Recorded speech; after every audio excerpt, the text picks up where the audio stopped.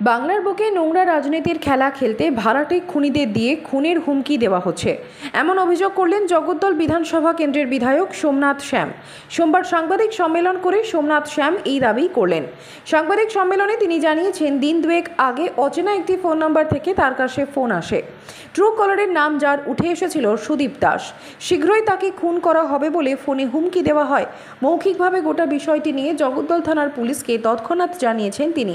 পুনরায় রবিবার রাত 12টা নাগাদ ওই একই ফোন নাম্বার থেকে ফের খুনের হুমকি দিয়ে আবারও ফোন করা হয়। সোমবার সংবাদ মাধ্যমের মুখোমুখি হয়ে তিনি জানিয়েছেন, নিরাপত্তার অভাব বোধ করছেন। এদিন তিনি এক রাশ ক্ষোভ উগরে দিয়ে বলেন, আজকে সাংবাদিক বৈঠকটা ডেকেছি যে আপনাদের জানাবার জন্য যে রাজনীতি আজকের দিনে কি পর্যায়ে পৌঁছে গেছে এবং কতটা নোংরা জায়গায় পৌঁছে গেছে সেটা বাংলার সব মানুষকে জানাবার জন্য আজকের এই চেষ্টা। পরশুদিন হঠাৎ আমার ফোনে একটি ফোন আসে, সে ফোনে ট্রু কলারের মাধ্যমে দেখা যায় যে সেখানে নামটা উঠে আসছে সুদীপ দাস। সে আমাকে হঠাৎ আচমকা বলে যে আপনার খুন হবে এবং আপনি আপনার আত্মীয় স্বজন যাদের দেখা করতে চান তাদের সঙ্গে দেখা করে নিন, খুব শীঘ্রই আপনার খুন হবে। আমি খুব লাইটলি নিয়ে ব্যাপারটাকে হাসি মধ্যে দিয়ে বলি, তাই তাহলে একটু ভালো করে বলো কতের মধ্যে হবে, কিভাবে হবে, এরকম আমি কিছু কথা বলি। যদিও আমার তখন রেকর্ডিংয়ের ব্যবধান ছিল না আমার মোবাইলে। এগুলো বলার পরে ও ফোনটা তারপরে কেটে দেয়। আমি মৌখিকভাবে এটাকে আইসি জগদ্দলকে জানাই এরকম একটা, কিন্তু খুব লাইটলি জানে।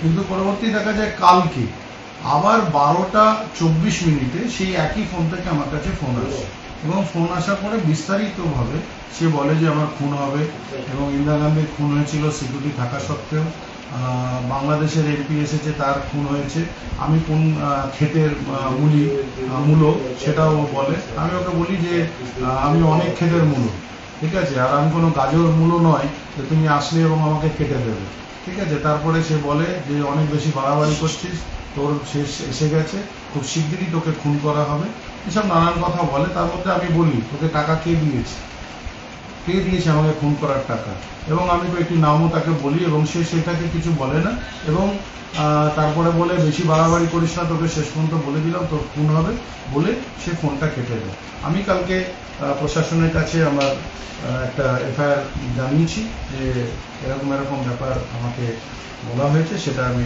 পুরোপুরিভাবে প্রশাসনকে জানিয়েছি, তার একটি কপি, এবং রেকর্ডিংটাও কালকেরটা আমি রেকর্ড করতে পেরেছি, সেই রেকর্ডটাও আমি দেখেছি। আমার বক্তব্য হচ্ছে যে এই ধরনের নোংরা রাজনীতি আমি কোনোদিনও আগে দেখিনি। আর আমার আশঙ্কা যে কয়েকটা নটোরিয়াস ক্রিমিনাল ইতিমধ্যেই বেল পেয়েছে তারা, এবং তাদের বিরুদ্ধে আমি সরব হয়েছিলাম এবং মিডিয়ার সামনে এসেছিলাম যখন বিকি যাদবের খুন হয় আমার এখানে। আমার আশঙ্কা যে তারাই এই বদলা নেওয়ার জন্য আমাকে এই ধরনের হুমকি পাঠাচ্ছে, কিন্তু এই হুমকিতে সোমনাথ শ্যাম ভয় পাচ্ছে না এবং আমি তাকে বলেছি যে কোথায় এবং কখন আসতে হবে আমাকে বলো, আমি তোমার কাছে চলে আসছি, আমাকে খুন করতে আসতে হবে না। তো আমার যেটুকুন সন্দেহ যে যারা ইতিমধ্যেই ছাড়া পেয়েছে, যারা নটোরিয়াস ক্রিমিনাল, যারা মানুষকে খুন করে ভাড়াটে খুনিকে দিয়ে, তারাই হয়তো এই খুনের চক্রান্ত করছে। এর আগেও আমি বলেছিলাম, তখন আমি কিছু রাজনৈতিক উদ্দেশ্যপূর্ণ হইতো, হ্যাঁ রাজনৈতিক উদ্দেশ্যপূর্ণ হইতো, নিশ্চয়ই রাজনৈতিক উদ্দেশ্যপূর্ণ না। তো আমার ব্যক্তিগত কারোর সাথে কোনো ঝগড়া নেই, কোনো অশান্তি নেই, কোনো রকম দ্বেষ নেই কারোর সাথে। এটা নিশ্চয়ই রাজনৈতিক। যারা মনে করছে আমি পথের কাটা হয়ে দাঁড়িয়েছি তারাই হয়তো আমাকে সরাবার একটা চেষ্টা করছে, কিন্তু প্রশাসনের উপরে আমার পুরো আস্থা এবং বিশ্বাস আছে। আমি সেটা প্রশাসনকে জানিয়েছি, কিন্তু আমি 100% না হলেও অনেকটাই এটা বলতে পারবো যারা জেল থেকে ছাড়া পেয়েছে তারা এটাকে তাদের উদ্দেশ্য করে তারা এটা করানোর চেষ্টা করছে, এবং আশঙ্কা করছি যে তারা এই ভাড়াটে খুনিদের ইতিমধ্যে এখানে এনে এই জিনিসগুলো করানোর চেষ্টা করছে, কিন্তু প্রশাসনের আগে তারা এটাই পার পাবে না।